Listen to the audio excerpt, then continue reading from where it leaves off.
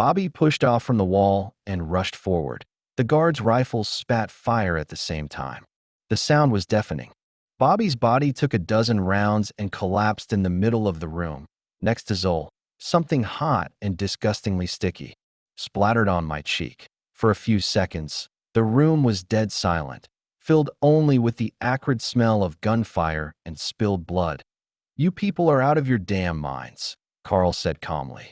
"What was that circus for? Ever heard of something called a ricochet?" The captain, still staring at the bodies in front of him, slowly raised his head and looked at the rest of us. I glanced along the wall. The nondescript seventh guy stared blankly at the corpses at the captain's feet. Jared was just lifting his gaze from a wide, wet stain on his trousers, his eyes blazing with the fury of a humiliated ego. Novak held some red rag in his hands, trying not to throw up. Ahmed, pale and shaken, kept his eyes on the still-armed guards. Carl, like me, was scanning the room, occasionally casting a smirk at Jared's soaked pants. He caught my glance and nodded with approval. "Marine. Huh. One of us, not like these civvies." I nodded silently and turned back toward the captain. The captain, as if on cue, cleared his throat loudly. "Gentlemen, what you have just witnessed is a matter of state secrecy. It is not to be discussed. Ever. I trust that is understood." After we all gave reluctant nods, he continued, "Those of you on active duty are granted 3 days of leave and have reserved rooms at the Diadema Hotel. You can request secure transport at any time to return to your unit. The state apologizes for disrupting your service. Those of you in civilian roles will receive a formal letter of appreciation from state security for assisting in a matter of national importance. Hotel rooms are also reserved for you. Transportation to your home city has been arranged. You are dismissed. An escort will be provided." "And what about my pants?" a strained, furious voice muttered. "Any damaged clothing will be replaced with equivalent items," the captain replied evenly. "And anyone who wishes may use the showers." Everyone wanted a shower. We piled in together, filling nearly every stall. I lathered up with real satisfaction, tuning out everything around me. They'd yanked me right after a combat op, and I'd really been needing a wash. Bits of Bobby still clinging to me only added to the motivation. They just killed that guy. No trial, no nothing. Novak's trembling voice drifted over. "The old man fingered him, and he bolted like a maniac," Carl replied, snorting. "Seems like enough evidence to me." "But, oh, shut up," Jared snapped from the neighboring stall. "You should be thinking about how much compensation we can demand for this crap." "Now you're talking, Mr. Diplomatic," Ahmed agreed while drying off vigorously. "They scared the hell out of us, nearly got us killed, and all we get is some thank you note?" I chuckled softly and reached for a towel. "What's so funny?" "Nothing really. Don't mind me, kid. Go ahead, sue state security.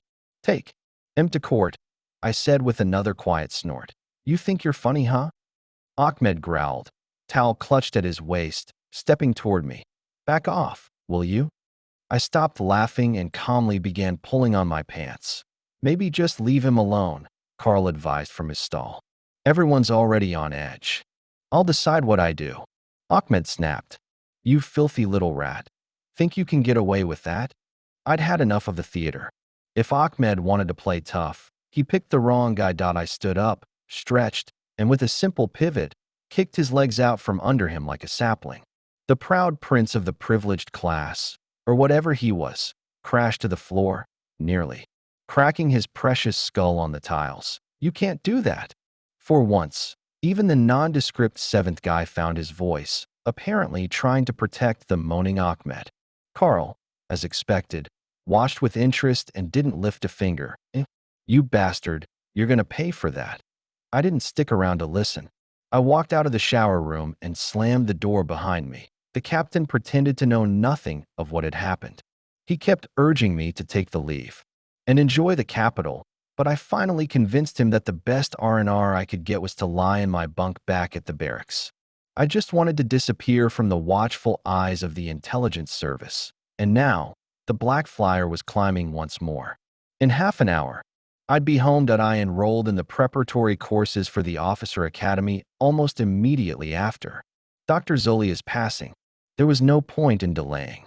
For the next 5 months, I studied like a man possessed, pouring every spare minute into mastering disciplines I had barely touched before, all the while trying to figure out how to structure my education to ensure a smooth rise through the ranks.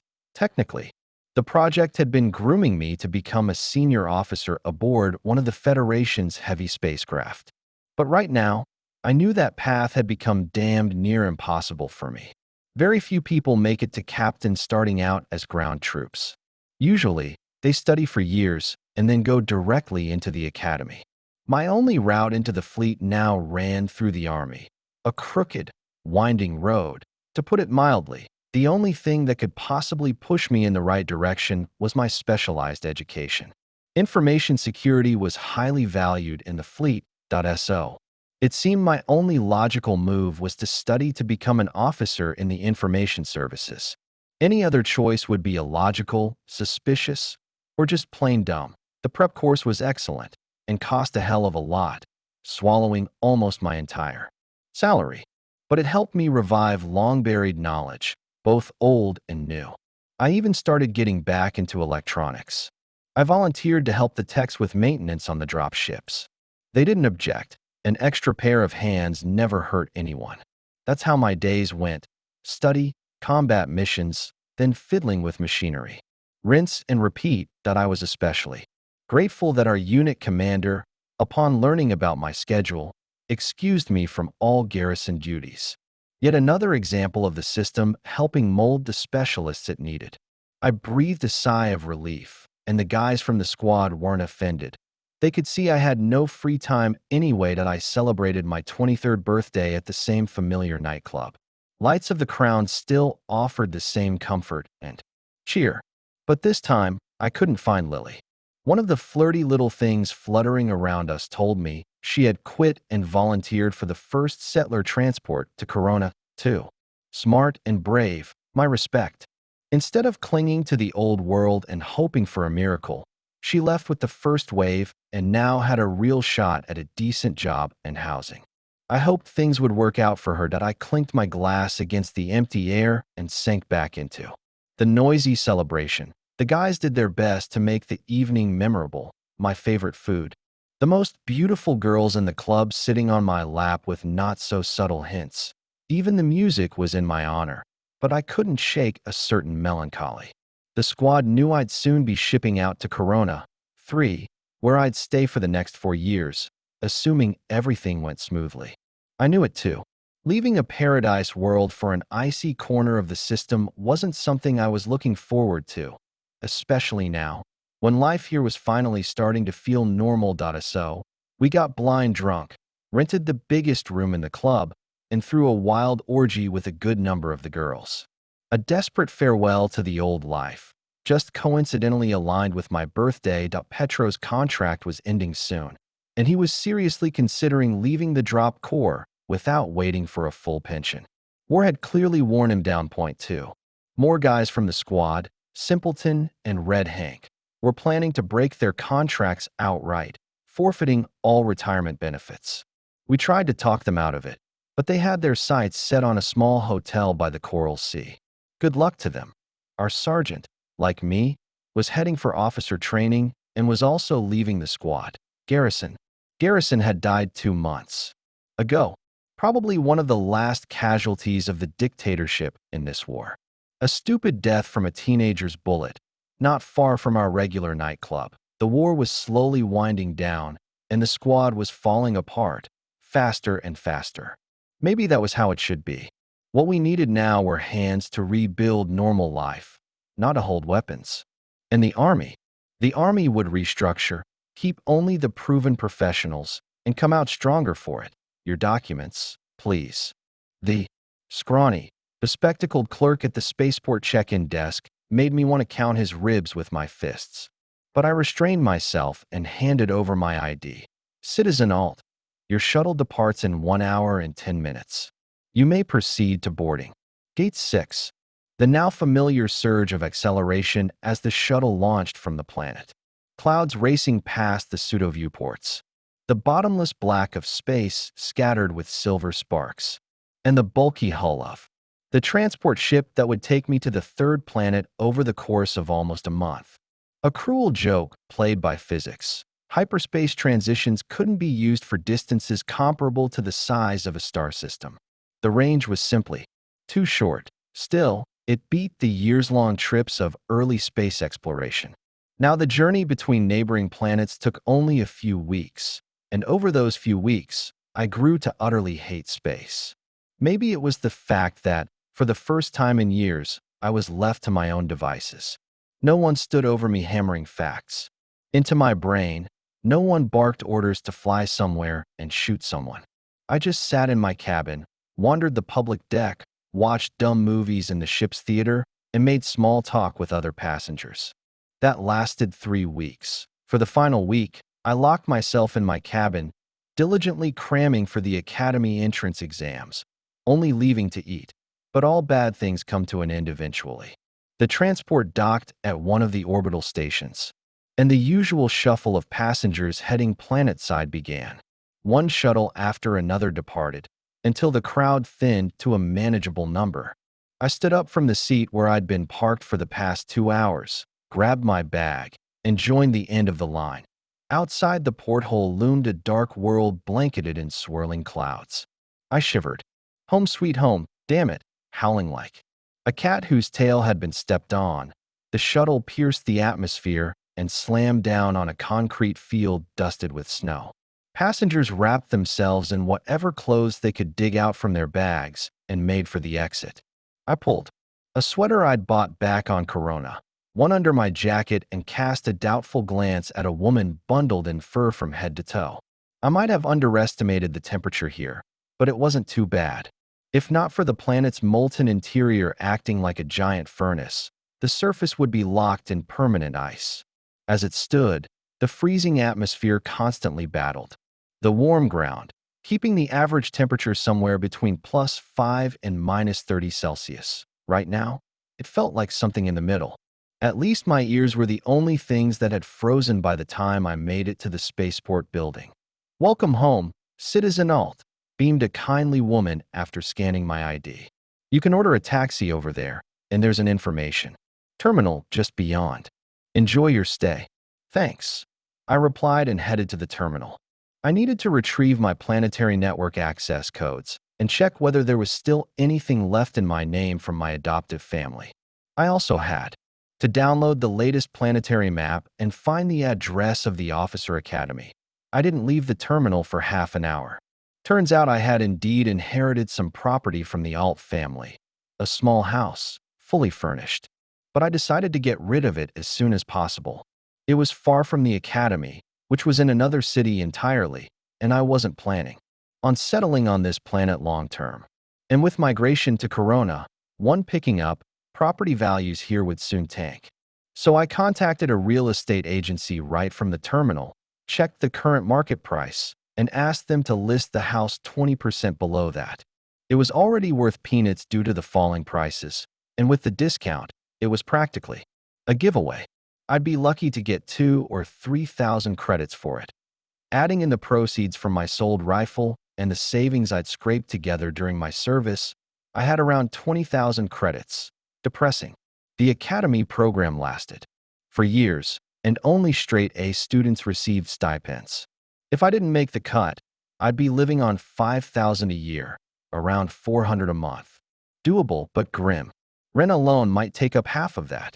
Though maybe things were better now. I had almost reached the exit when I stopped and turned back toward the terminal. I contacted the real estate agency again and inquired about apartment prices near the academy.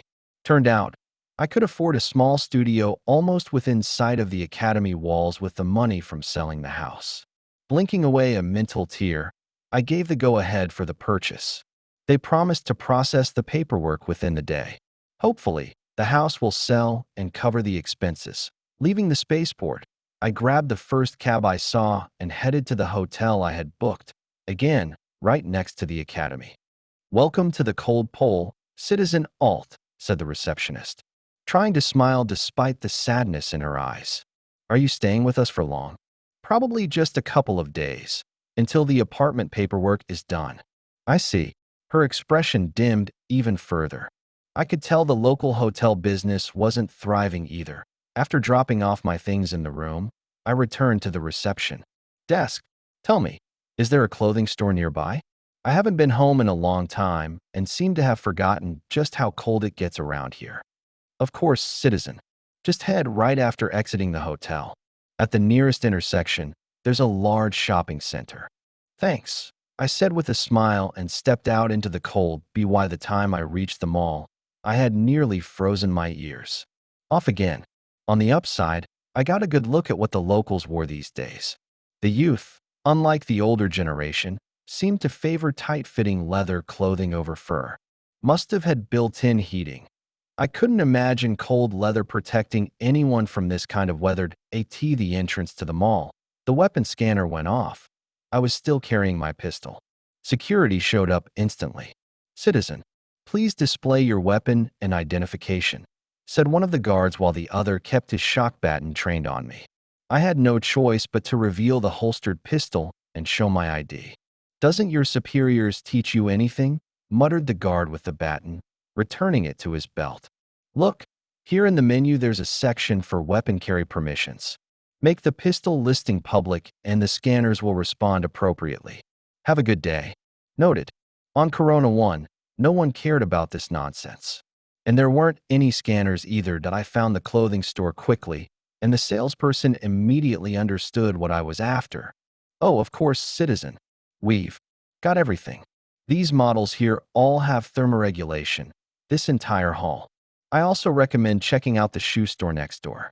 By the way, since you carry a firearm, you might be interested in coats designed for open carry. I wasn't planning to walk around with a visible pistol, so I picked out a fairly ordinary dark gray jacket with black trim and matching pants. Here's the control panel, the salesman explained. Just pull back the collar and set the desired temperature on the inside.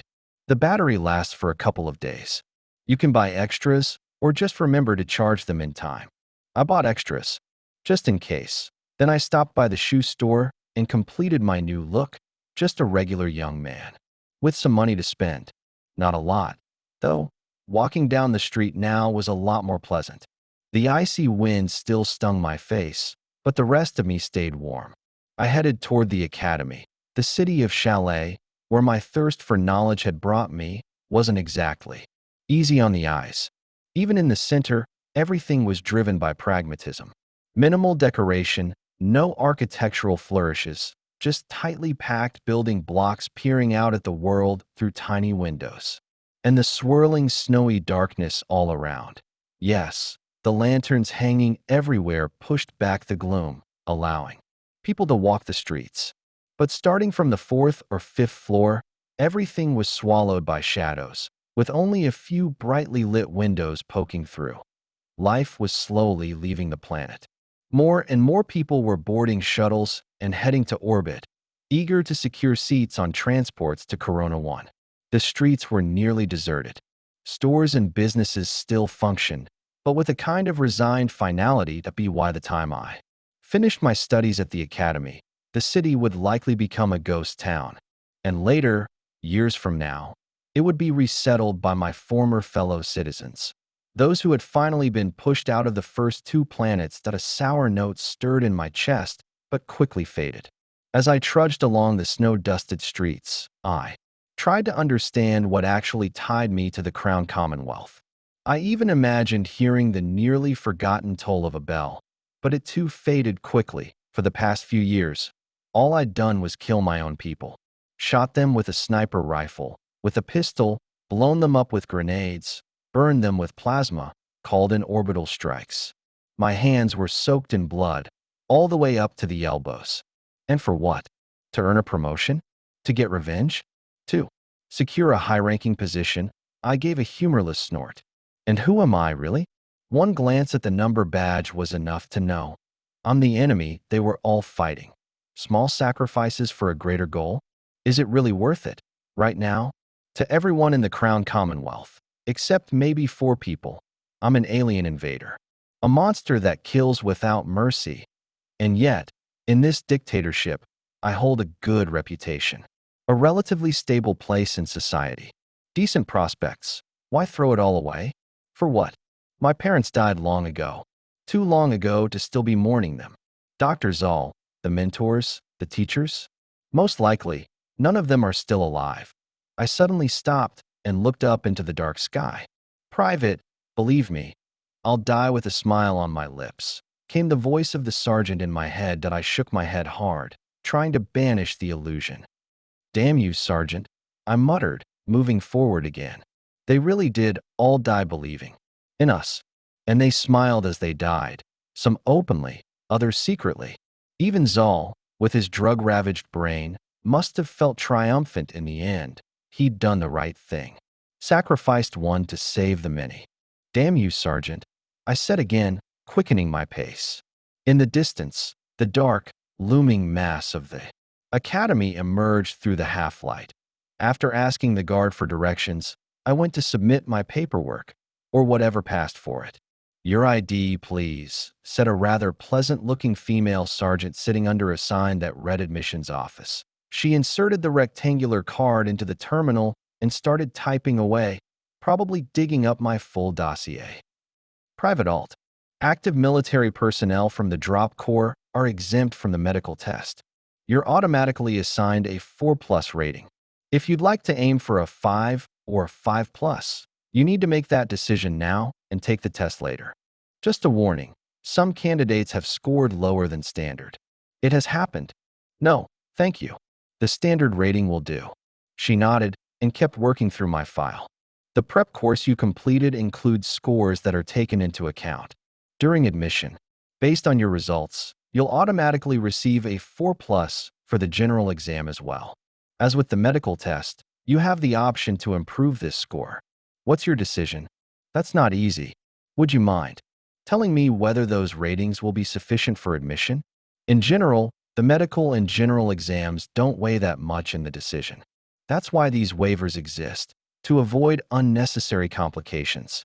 Besides, we're not seeing a huge rush of applicants these days. Everyone just wants to relocate and go fishing in warm oceans. She paused for a moment, then asked, "Is it really that nice there, Private?" I thought I heard genuine longing in her voice. Yes, Sergeant. Compared to our planet, it's a paradise. If you're wondering whether it's worth moving, it is. Absolutely. She nodded, turning back to her screen. So, about the general exam? Res it or accept the standard rating? I'll go with the standard as well. Very well. The sergeant stared at something on the screen for a while, then leaned back in her chair and looked at me. You have an excellent and quite unusual specialization for a drop trooper. It opens up several academic tracks for you that should make your studies easier. At first, I thought you just wanted to get ahead in the infantry, but now I'm starting to have doubts. So, Private, where do you plan to apply? Fleet Cybersecurity Division, I said, licking my suddenly dry lips. The woman raised her eyebrows.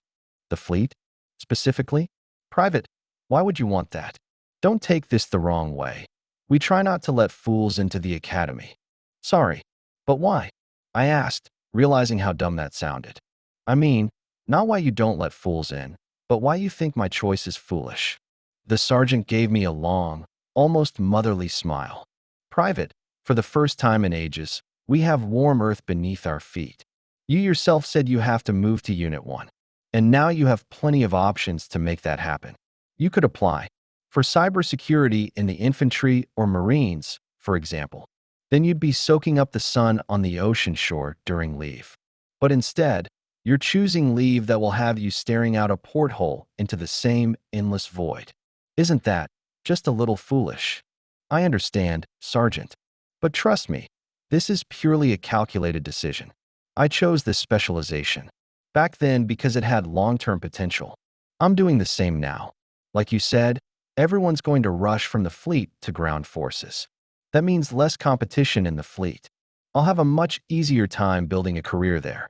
And as for warm beaches, check my file. I spent 13 years on this planet. I'll survive a few more without it. I see, Private. I'm glad. You think you've done the math right. Classes wouldn't begin for another 2 months. In the meantime, I got settled in my new, surprisingly cozy apartment and sold my old house.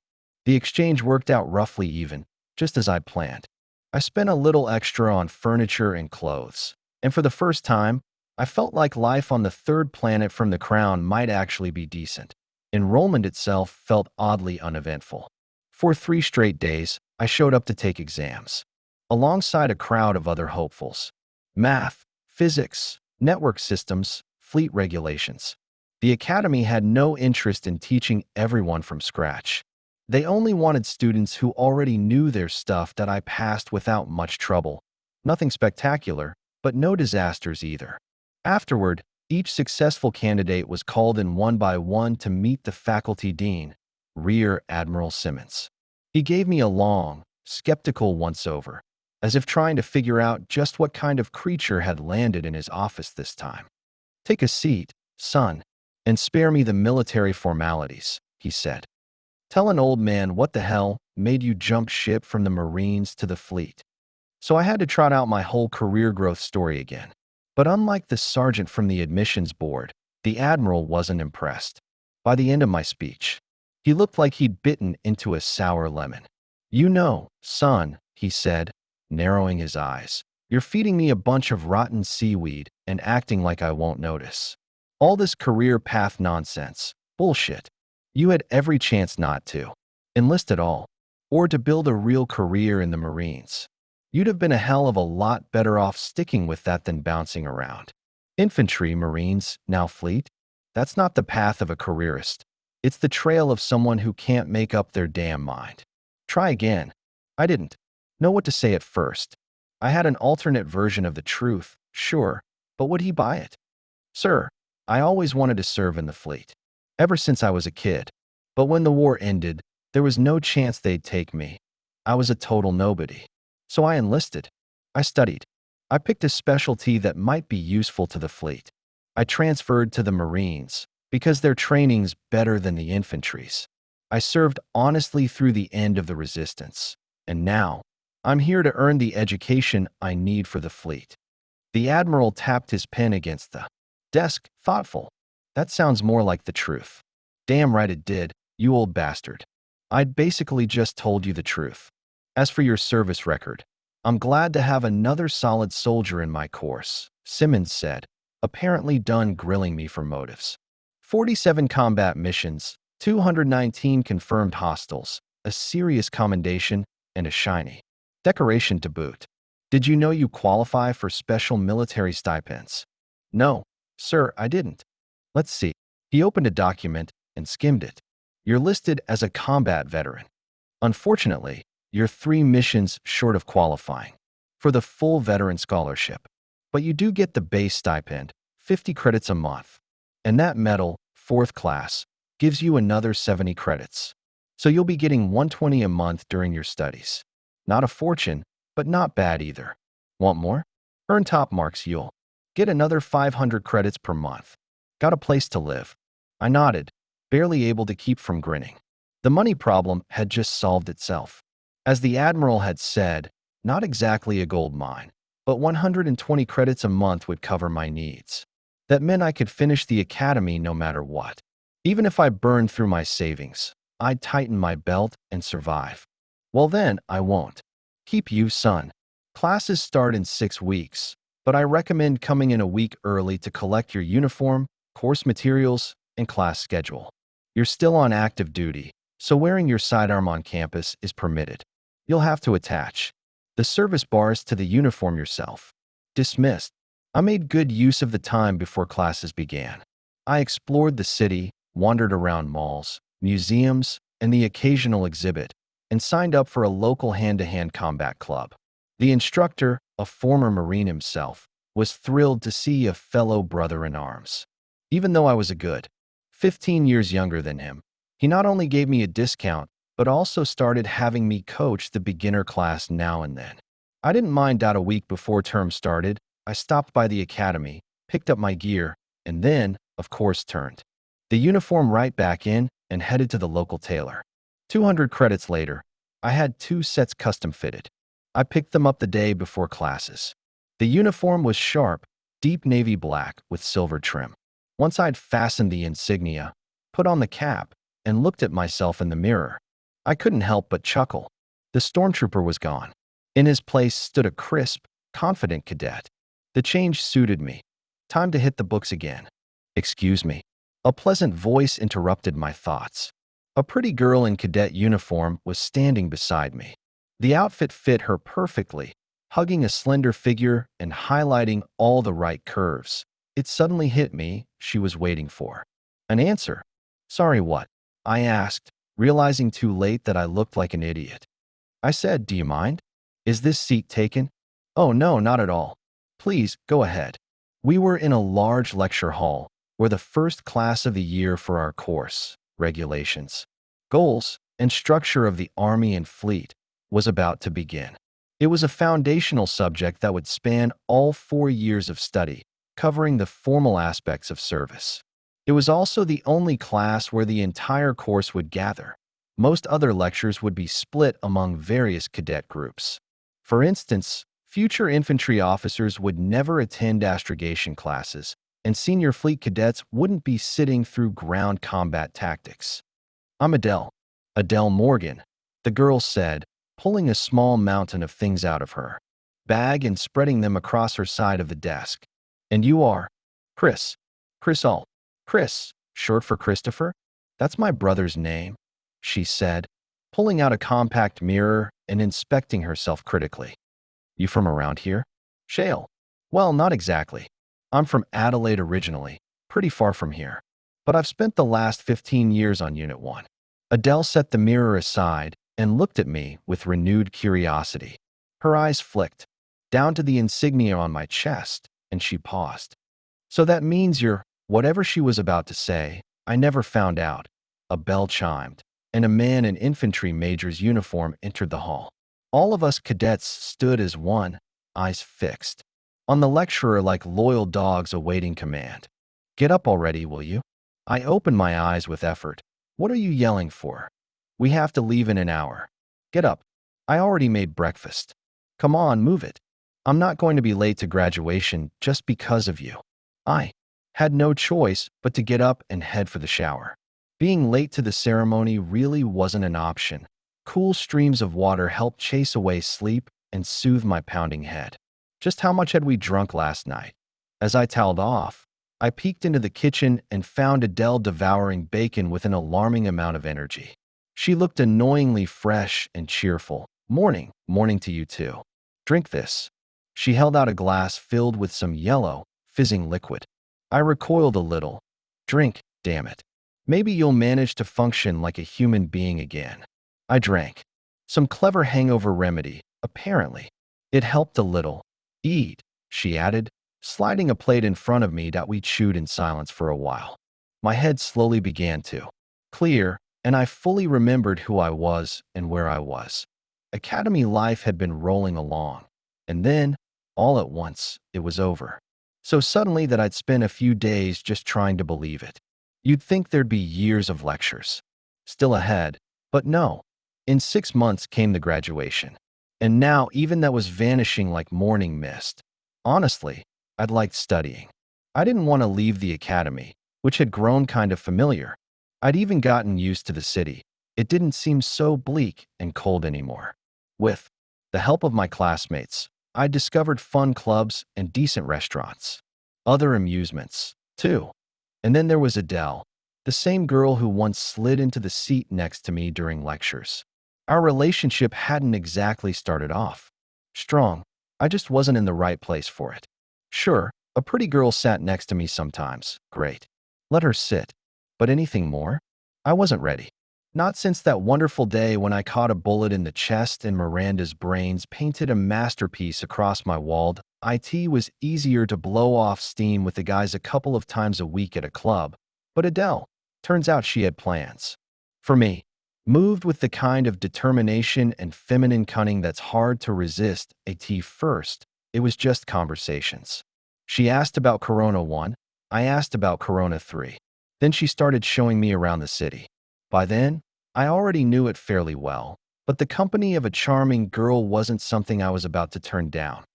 Next thing I knew, I was meeting her friends and somehow found myself pulled into their circle.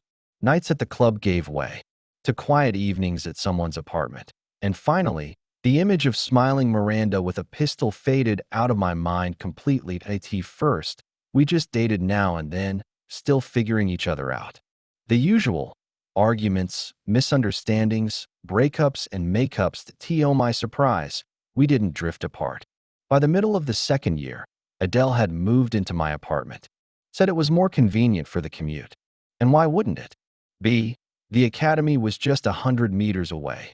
Suddenly, the one-room apartment was overflowing with women's stuff. But I adapted.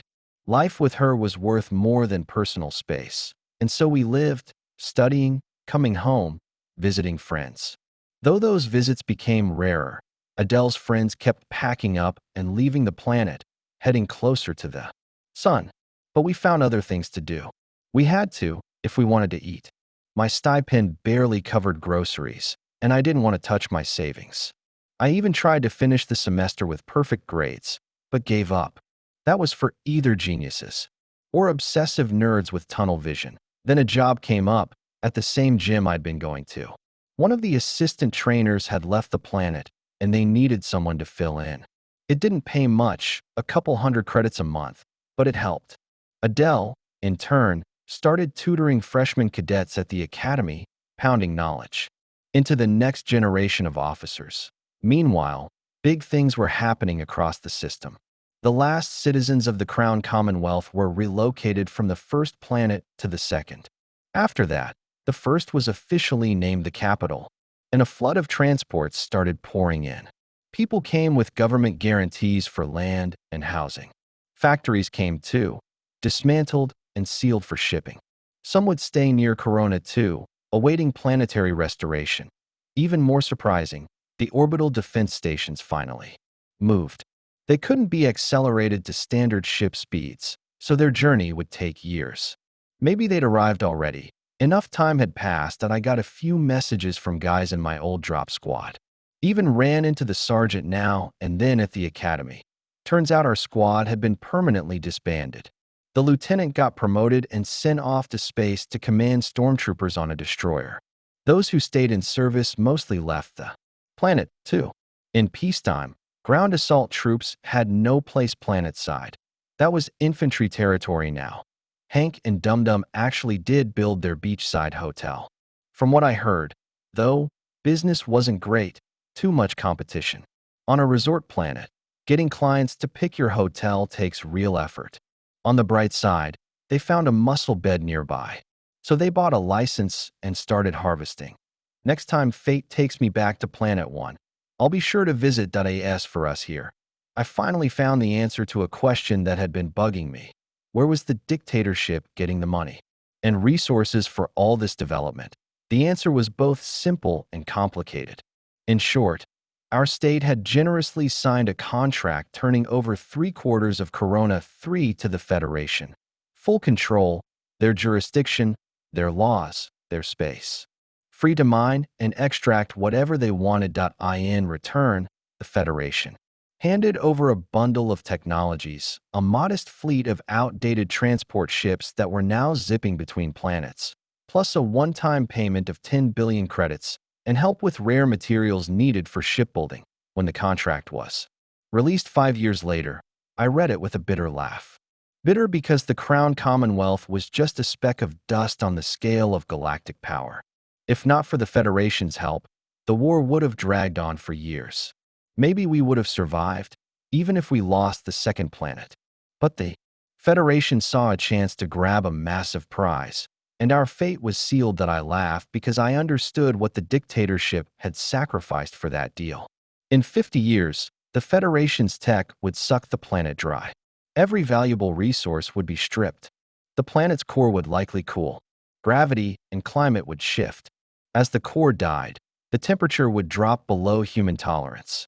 Reduced gravity would thin the atmosphere. When the planet returned to dictatorship control, it would be an empty, frozen rock, fit only for exiles and undesirables. On the other hand, losing its homeworld earned the dictatorship 2 new planets. In return, as well as a decent cache of technology, enough to ensure its survival beyond the Federation's reach. Not such a bad trade, all things considered. Ready? Yeah, sunshine. Let's go.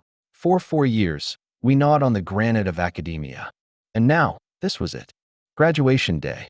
By tomorrow, every cadet would be offered their assignment contracts.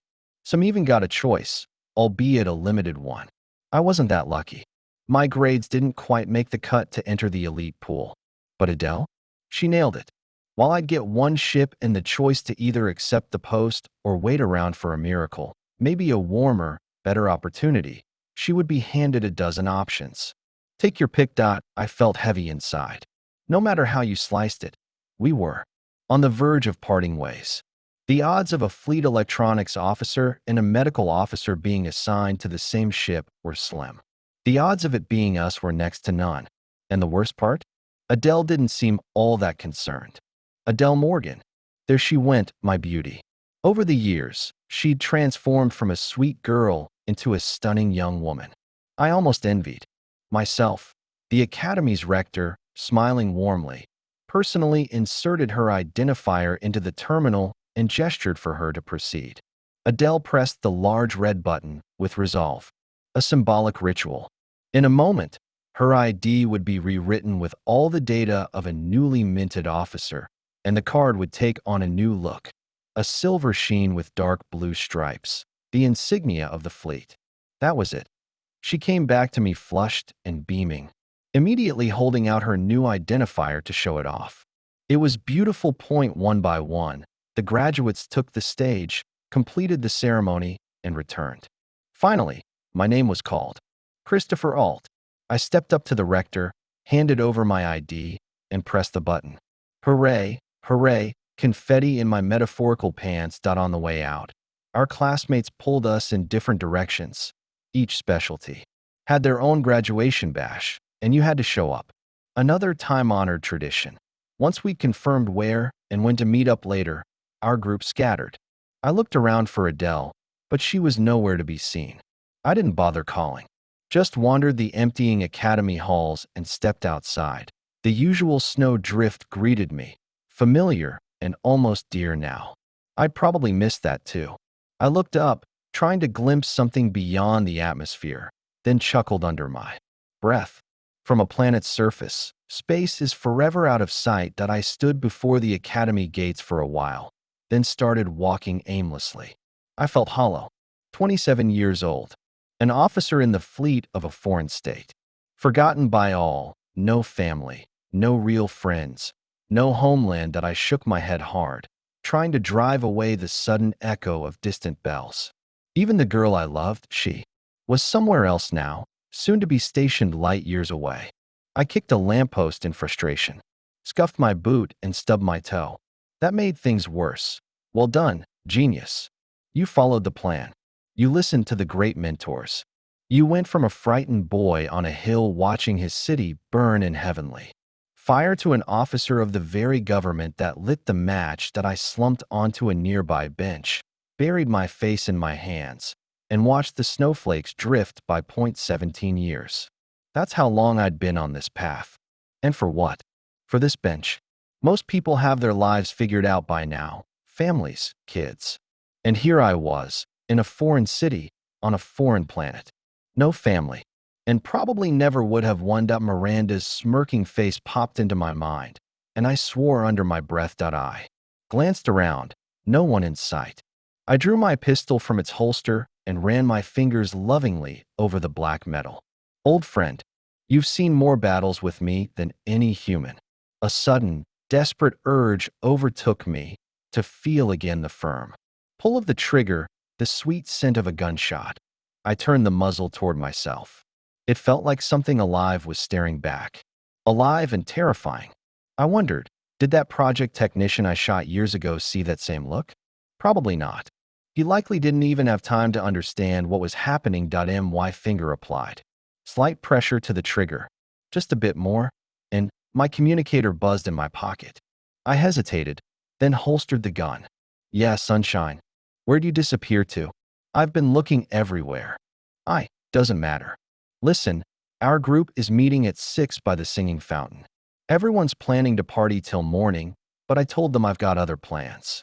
I'll ditch them around 9 and be all yours. That work for you? Yeah, I said, trying to sound casual. My group's doing the same. Might be harder to slip out though. Want me to pick you up? Nah, that means you'd have to leave at 8, and that's just no fun. Here's what I did. I booked us a table at Charlie's for 10. Just meet me there, okay? Okay. A warmth spread through my chest. Great. I'm off then. Don't get too drunk, and save a little energy for me. Love you. I leaned back on the bench, staring up at the sky for a while, then stood up and headed down the street. A night of drinking with friends, followed by a romantic dinner. What could be better? The next morning was as awful as expected. We'd really gone all in, first at the graduation parties, then just the two of us. Adele drank out of joy. I drank to find some joy. Judging by the throb in my skull, I might have succeeded. Up, you lazy slug, Adele said, sitting beside me. In just her underwear, scrolling through something on her tablet. Drink that sludge, shower, and get over here. The assignments are in. Trying to delay the inevitable, I lingered under the shower as long as I could. But eventually, I got out, dressed, and grabbed my tablet. Well, what's it say? Hold on. I haven't even logged in yet. A few emails sat in my inbox. Ads. Congratulations from the academy. Ah, there it was. Assignment from the fleet. I tapped the icon. Let's see. Lieutenant position. Information Services and Security Division. Salary, 1,500 credits. Service coefficient, 1.4. 1 month of leave per year. Ship, Constellation, currently in orbit around Corona 3. Scheduled to remain there for 3 more days. So, where are you going? Adele asked again. The destroyer Constellation. I muttered, rereading the message. Yes, it worked. What worked? I asked, baffled by the girl bouncing on the bed. I managed to get our assignments matched. I stared at her in astonishment, at a total loss for words. Look, she said, handing me her tablet. I talked to the rector. I had 10 options to choose from, right? So I asked if there was a vacancy for a medic on the ship you're sent to, they'd assign me to it. You asked the rector? Sure. This is the military. They're not looking to make life hard for you. My request was completely reasonable. He didn't even hesitate. Sunshine, I don't even know what to say. You're a miracle. I know. You can kiss me for it. We kissed. Then I remembered something I'd glimpsed on Adele's tablet. Wait a sec, miracle. Did you even read all your emails? Sort of. Skimmed through them. Was waiting for you to wake up. What? Did you see your other offers? An orbital base near Corona 1. Nearly 3,000 credits a month, and weekly trips to the ocean planet. Or look at this, Battleship Dictate. Head of Medical Services. 2,500. Listen here, her voice suddenly sharpened. I did everything I could to make sure we'd be together after graduation, and now you're saying you're not happy about it? What was I just? Your academy fling? You. If life had taught me anything, it was this. In moments like these, act fast. Hug, kiss, don't let go. Then explain what you actually meant. Thank God. It worked. So, shall we confirm it? A slightly disheveled Adele hovered her finger over the screen. Just think. Say yes, and you'll be stuck with me for at least 5 more years. Ready for that? I'm ready. Don't start. I muttered. The day went by in a blur of small errands. I stopped by the local police station and signed a kind of property protection contract.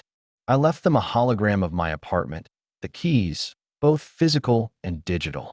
This way, if something happened, no one would reassign my place, assuming it was abandoned. Someone would check in a couple times a month to make sure everything was in order.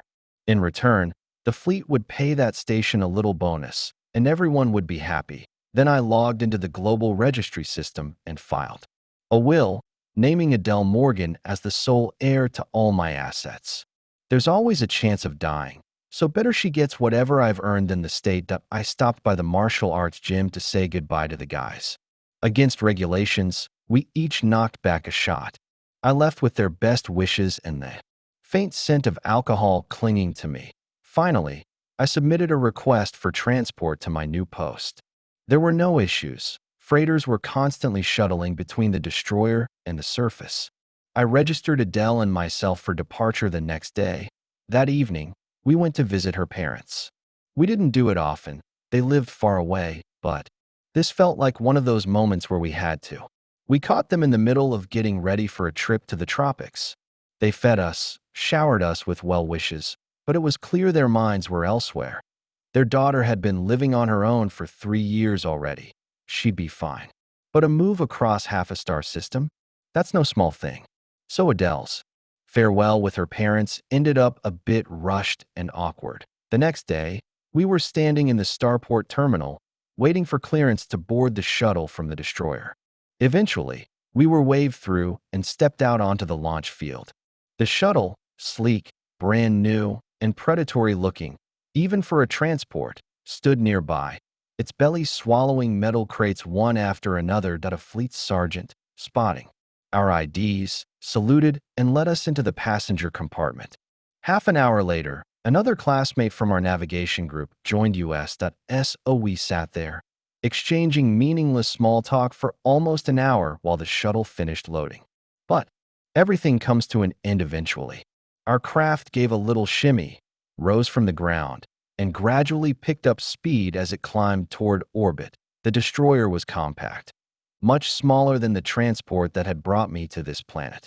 But it was one of the latest models, sleek, deadly, beautiful in a way only military design can be.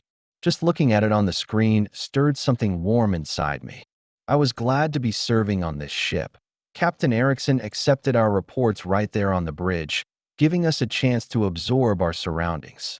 And what surroundings they were. Screens everywhere, data streams, holograms of the ship and its immediate space, real-time panels. Everything moving, numbers running across every surface.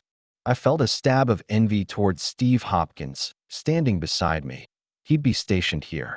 As for me, well, I still didn't know where exactly I'd end up. Stephen Hopkins. Christopher. Alta Del Morgan. The captain said thoughtfully, as if tasting our names. Well then, I hope you won't disgrace my ship.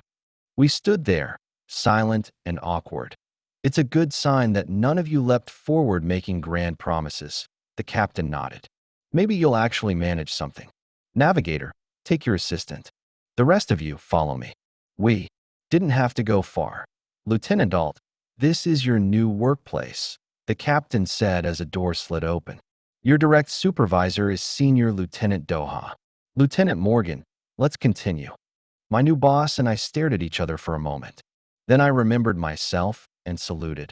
Lieutenant Christopher Alt reporting for duty, sir. The man grimaced. Save that for the captain. He's old school like that. Around here, we're more relaxed. He offered a hand. Name's Alex.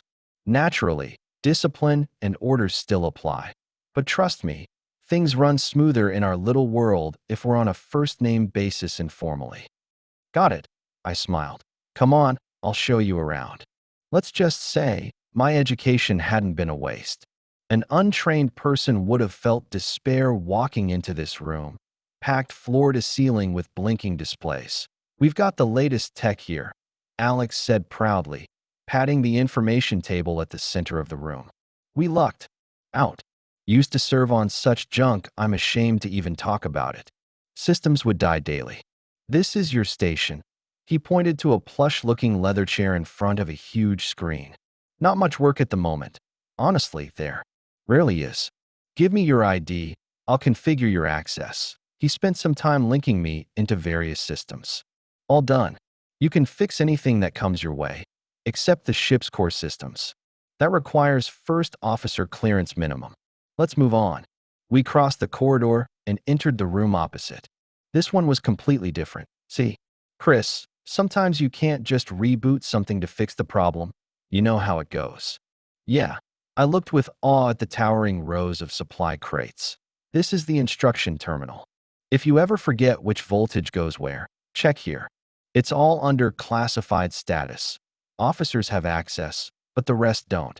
Over on this wall, basic consumables and tools. Everything's labeled, you'll find it easy. If not, ask the terminal. It'll tell you the exact shelf. So, need a cable or a part? This is the place. He moved over to the central rack. This is the stuff we use most when monitors and other gear fry. You come here. Nothing top secret or expensive. But that, he pointed at a locked rack at the far end, behind a steel grill.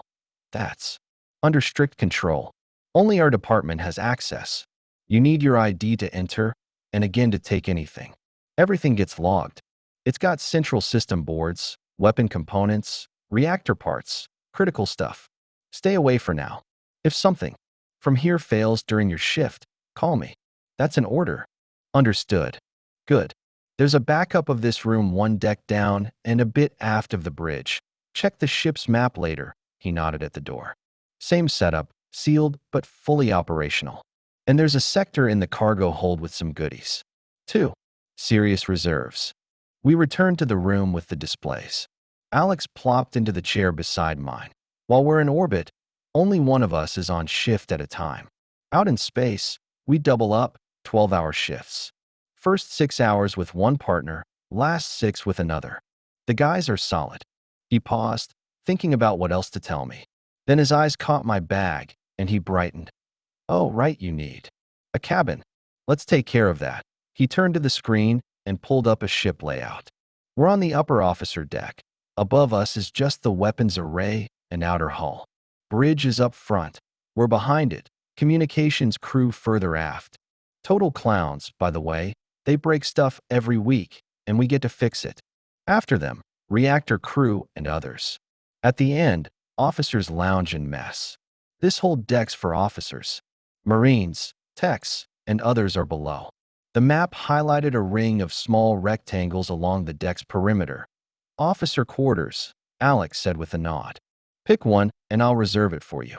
Hey, any way to check where Lieutenant Morgan is housed? We've been together a while, and if it's possible, say no more. Alex raised a dramatic finger. Consider it done. He found an available cabin 2 doors down from Adele's. So, once again, we were side by side. All right, Macho, I've registered. Your ID everywhere. Go settle into your cabin. Your active duty starts tomorrow. Your shift begins at 12 ship time. And don't miss lunch, it's in an hour. And that's how my service in the fleet began. I threw my bag into the cabin and headed along the already familiar path to the quartermaster.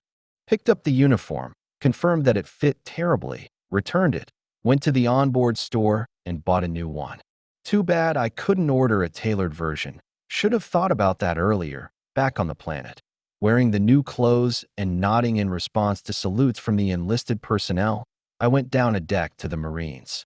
Reported to their commander and asked for permission to attend their training sessions. Had to show my service record on my ID, after which the stern and grim captain lit up like a schoolgirl after a compliment. Well done, Lieutenant.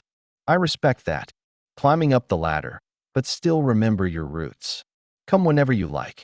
I'll let the guys know you're one of us. They'll be glad. One last thing remained. I said goodbye to the Marine captain, took a quick look into the gym, and then headed for the onboard store. Excuse me, what? The sergeant behind the counter blinked in disbelief. Model 520 Federation, please. Full sniper scope. I repeated. Don't look so surprised, Sergeant. I served a couple of years in the Marines. 47 Combat Ops, 2nd Squad Sniper. Ah, well, why didn't you say so, Lieutenant? The clerk relaxed. Not sure what you'll use.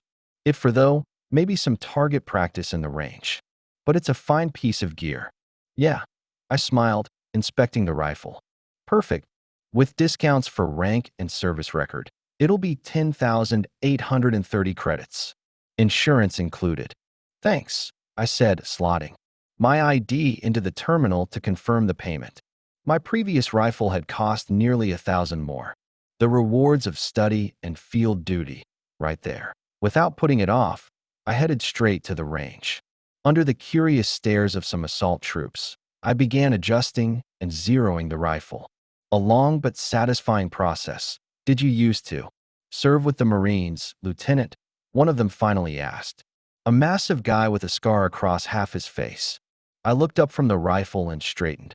Up there. I pointed at the ceiling. I'm Lieutenant. But down here, just call me Chris. 2 years in the Marines. Squad second marksman. 47 ops, 219. Confirmed cold kills. Nice. The big man grinned, gave me a friendly punch on the shoulder, and stepped away to share the news. The curious glances vanished. Just a sniper tweaking his rifle. Nothing unusual. I ended up missing lunch, too caught up shooting targets in the range. But I didn't regret it. Turns out I'd really missed my favorite weapon. Even the fact that the purchase drained nearly all my money couldn't ruin my mood that I was starting to like this new life more and more. Service turned out to be quite pleasant. The guys in my department and I quickly found common ground. They respected the insignia on my sleeve. I, in turn, tried to learn from their experience. Together, we did our jobs well. The destroyer was brand new, breakdowns were rare, and the captain didn't waste anyone's time with pointless micromanagement. It was idyllic. For the first few months, Constellation patrolled the trade route heading toward Corona 1, ready to assist any transport in case of emergencies. But nothing happened. The Federation had handed us old ships, sure, but well-maintained ones. Later, we were reassigned to a sector beyond Corona 3's orbit. Our orders were simple: drift in silence and scan deep space. Pretty pointless, if you asked me, but command always knows best, right? We stuck to our shifts and tried to entertain ourselves however we could. Adele enrolled in a qualification course. I, already sick of studying, spent most of my time on the marine deck, sparring with assault troops or burning through endless rounds in the range. I even dragged a couple of my colleagues from the information division down with me once or twice. They loved firing my rifle, but after watching a sparring session, they all firmly declared the upper deck was more their style. Still, they did come back to the range from time to time. Adele and I were doing well. Whenever we both had free time, we spent it together, usually in her cabin. I don't know how women manage to create such cozy spaces, but they really do. My quarters didn't even come close. 10 months after leaving Corona 3, the destroyer was finally relieved and received orders to return to the capital planet for routine maintenance. Engines lit up, and we gradually picked up speed. The crew, long bored, suddenly came alive. Dreams of beaches, fruits, and scenic vistas filled the air, at least on the upper deck. The Marines were less sentimental. Most of them had fought in those same scenic vistas not too long ago, battling planetary resistance tooth and nail. Their thoughts were more grounded: nightclubs and the women in them. Hey, Chris, where did you hang out back in the day? Hanging with the Marines was always easy. This time was no different. We were huddled together in the mess hall, sipping beers and sharing stories. We used to be stationed near a town called Alton. You might have heard of it. There was this great place there, Lights of Corona. No idea if it's still around, but if I get the chance, I'll fly out. If Adele lets me, that is. I was deployed in the mountains, someone muttered behind me. There was nothing there. Just those freaky terras. What do you mean, freaky terras? The guy across from me perked up. Come on, spill it, brother. Screw you. And that set off a wave of laughter. The upper deck was different. Decent folks, yes, but always trying too hard. To be role models, to be ideal officers, to climb the career ladder. There was this underlying fakeness about it all. Guess it's an academy thing. To be honest, I probably seemed like a stuck-up snob to the Marines too. One of their own, sure, but still a snob. What can you do? Our arrival at Corona 1's orbit was uneventful. The destroyer docked against the massive orbital base and shut down for a full systems audit. Quite the operation. The entire crew disembarked for leave while a specialized team took over the ship for a month, checking, calibrating, replacing, repairing. When we returned, we'd know everything was in perfect working order.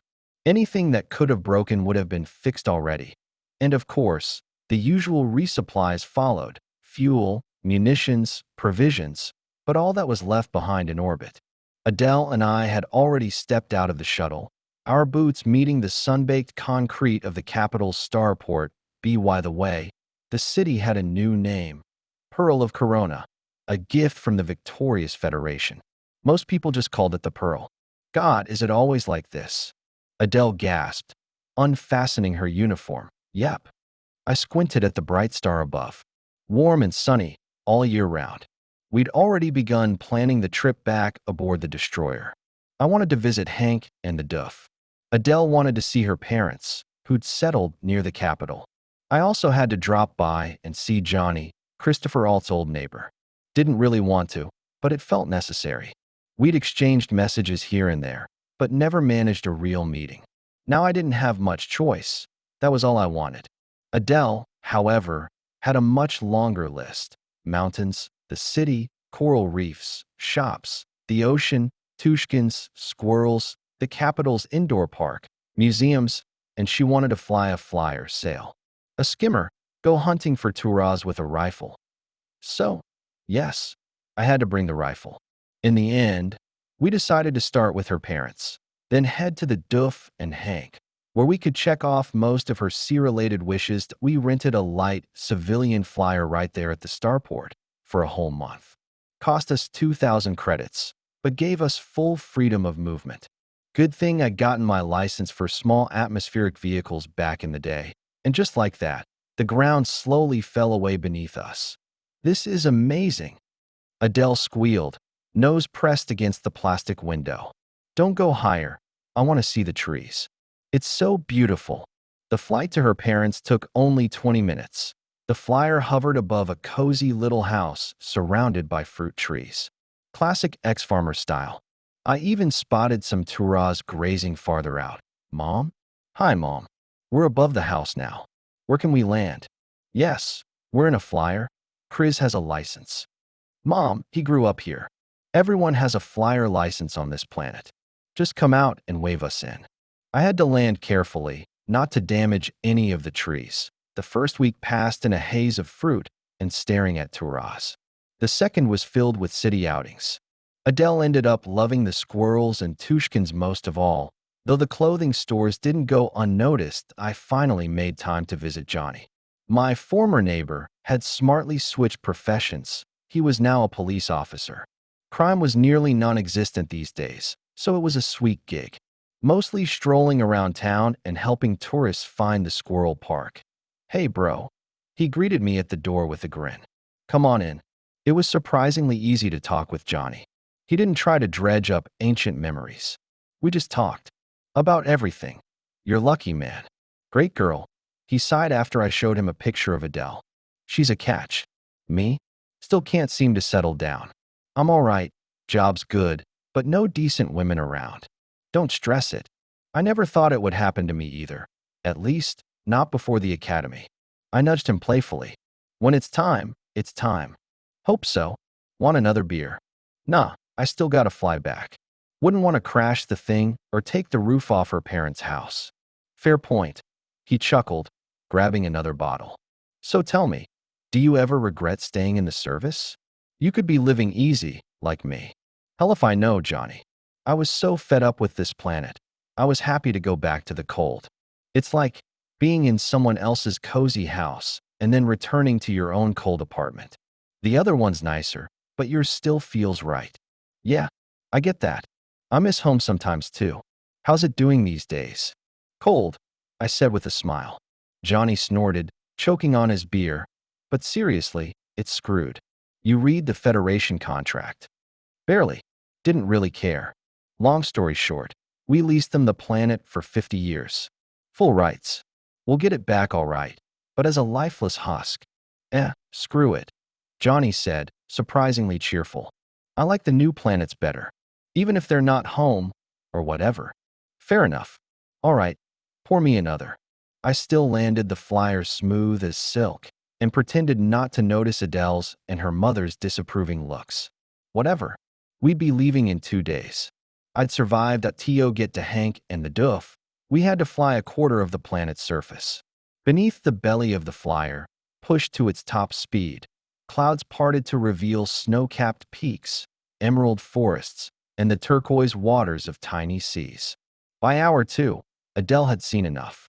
She curled up in her seat and drifted off to sleep. That I switched the autopilot on and relaxed as well. That we arrived 3 hours later, just before sunset. That a small coastal town passed below us, a river mouth, a little cape. Ah, there it was, the off-duty trooper. Yeah, not exactly the most creative name. Did we make it? Came a sleepy voice. Yeah, coming in for landing now. Those your friends down there? Yep, that's them, the rascals. A smile crept across my face on its own. I hadn't realized how happy I'd be to see my old comrades. The flyer touched down on the landing pad. I jumped out and was instantly swallowed by a massive bear hug. You're alive. Didn't forget about us after all, you sly dog. We've been waiting for you for 3 weeks already, feeding off promises. And introduce us to the lieutenant, won't you? The guys suddenly stepped back in unison and snapped to attention, barking in chorus. Ma'am, Lieutenant, we are honored to welcome you to this outpost. Knock it off, you idiots. You're scaring my girl. I barked, seeing the stunned expression on Adele's face as she climbed out of the flyer. And anyway, we've been in the air for 5 hours. Where's dinner? Everything's ready. Rookie, don't lose your cool, chuckled Simpleton. Hand over your stuff. We'll carry it in. Look at that.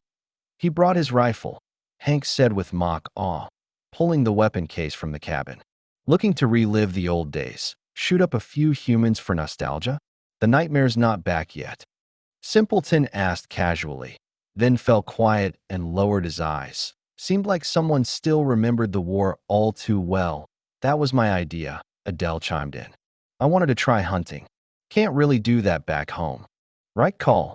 Hank nodded, slinging her bag over his shoulder. Don't worry, Rookie gave us the full rundown on what you like. We've got a boat. The sea's amazing here. The beaches are gorgeous.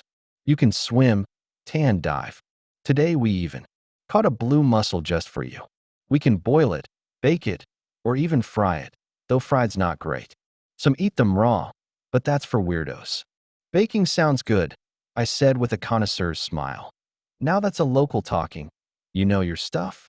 Come on, I'll show you the beauty. You mean the mussel or your wife? Simpleton asked, now back in a joking mood. Both. Hank shot back without missing a beat. You got married? I raised an eyebrow. Yes, 6 months ago. Didn't I mention it?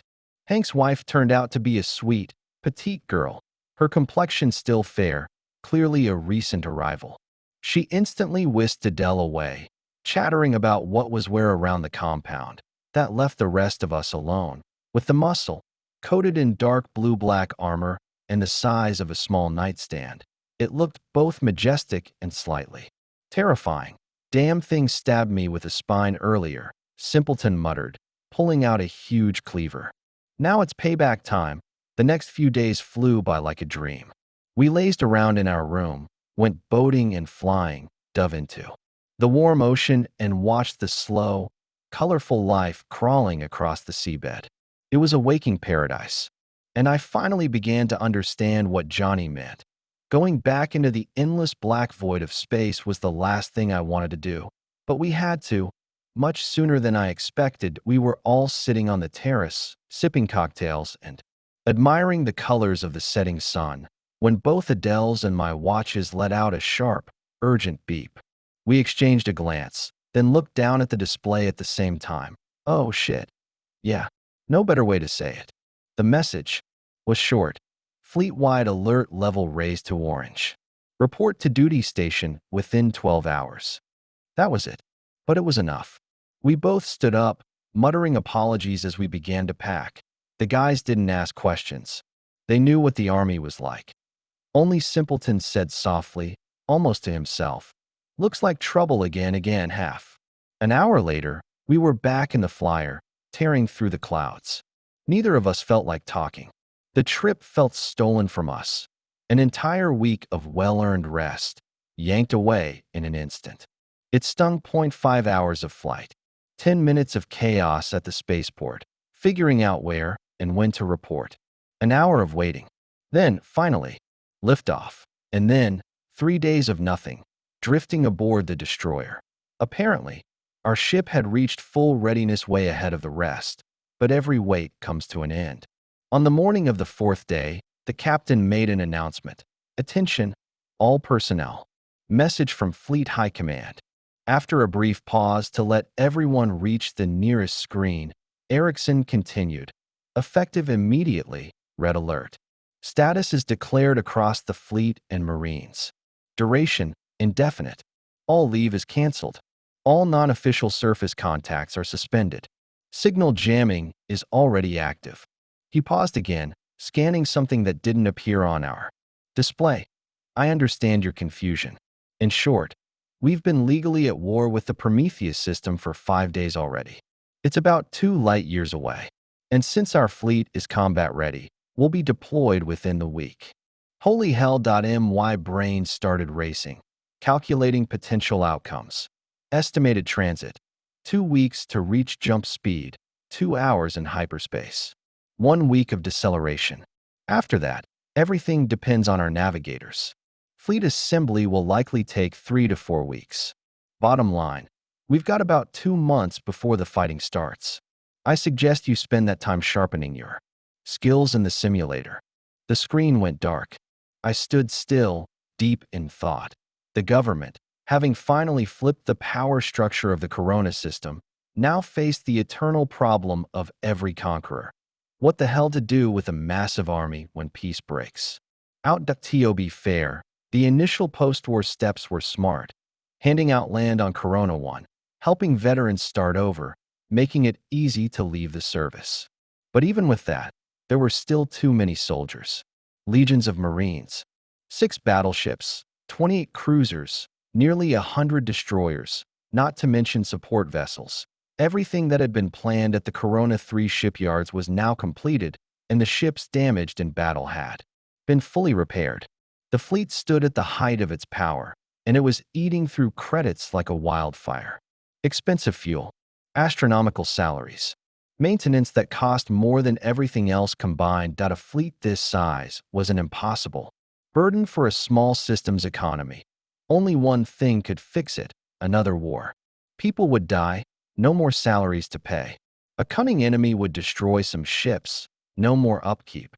And the spoils of victory would make up for everything else that I couldn't believe I hadn't seen it before. The Prometheus system, our closest neighbor, had only 1 colonized planet.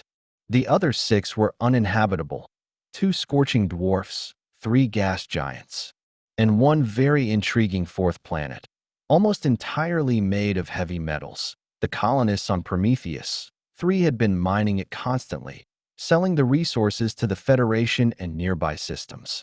That was the only reason the tiny state was surviving. Prometheus 3 itself had no other standout features except being livable. What do you think?